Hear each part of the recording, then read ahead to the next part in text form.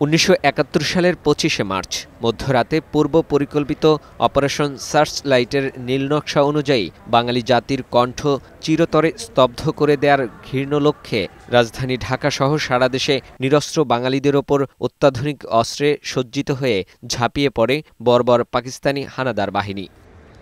আলোচনার নাম করে ২৫শে মার্চ রাতে কেন অতর্কিত আক্রমণ করল পাকিস্তানি হানাদার বাহিনী তার কারণ তুলে ধরেন মুক্তিযোদ্ধা বীর বিক্রম অবসরপ্রাপ্ত কর্নেল অলি আহমেদ ও মুক্তিযুদ্ধ বিশ্লেষক অবসরপ্রাপ্ত কর্নেল মোহাম্মদ আব্দুল হক।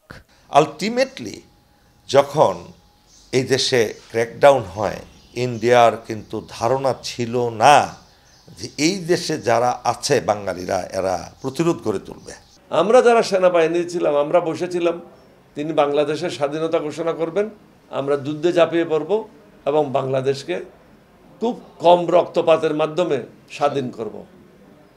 কিন্তু শেখ মুজিবের ভাষণ শুনে আমরা হতাশাগ্রস্ত হলাম। ৪৭ সালে দেশ ভাগের পর থেকেই বাংলাদেশ পাকিস্তানের মধ্যে যুদ্ধ বাঁধিয়ে দেওয়ার ষড়যন্ত্রে লিপ্ত ছিল ভারত।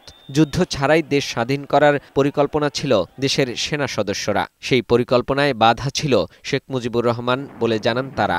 আমরা দুইবার শেখ মুজিবকে অনুরোধ করি যে আমরা বিদ্রোহ করতে চাই, কারণ পাকিস্তানিদের সংখ্যায় আনুপাতিক হারে আমরা বেশি। এ সময় যদি তাদের বিরুদ্ধে আমরা বিদ্রোহ করি অতি সহজে দেশকে আমরা স্বাধীন করে আপনার হাতে দিয়ে দিতে পারবো। তিনি তখন প্রতি উত্তরে বলেছিলেন, এক ইয়াহিয়া খানের পরিবর্তে অন্য ইয়াহিয়া খানকে আমি বাংলাদেশে চাই না। যেদিন উনি বাংলাদেশের পতাকা নিয়ে বঙ্গভবনে গেলেন, ইয়াহিয়া খান তো দেখে তার মাথা খারাপ হয়ে গেছে। তখন শেখ মুজিব বলেছিলেন, আমি কি করব? আপনাদের কথা যদি শুনি আমাদের লোকেরা আমাকে মেরে ফেলবে, আর আমাদের লোকের কথা যদি শুনি আপনারা আমাদেরকে মেরে ফেলবেন, বেটার অ্যারেস্ট মি। মুক্তিযুদ্ধে শেখ মুজিবুর রহমানের কোনো অবদান ছিল না বলেও মন্তব্য করেন তারা। তিনি ছিলেন সবাইয়ের নেতা। তিনি যদি যুদ্ধ চাইতেন, তিনি যদি বাংলাদেশের স্বাধীনতা চাইতেন, তাহলে তিনি আমাদের সাথে থাকতেন। তিনি পাকিস্তানের হাতে আত্মসমর্পণ করলেন কেন?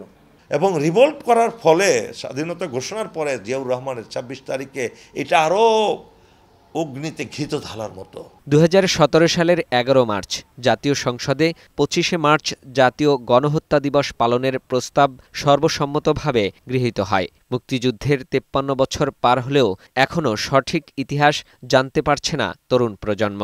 সঠিক ইতিহাস তুলে ধরার আহ্বানও ছিল তাদের কণ্ঠে। ফাহিম মুনায়েম, বৈশাখী সংবাদ, ঢাকা।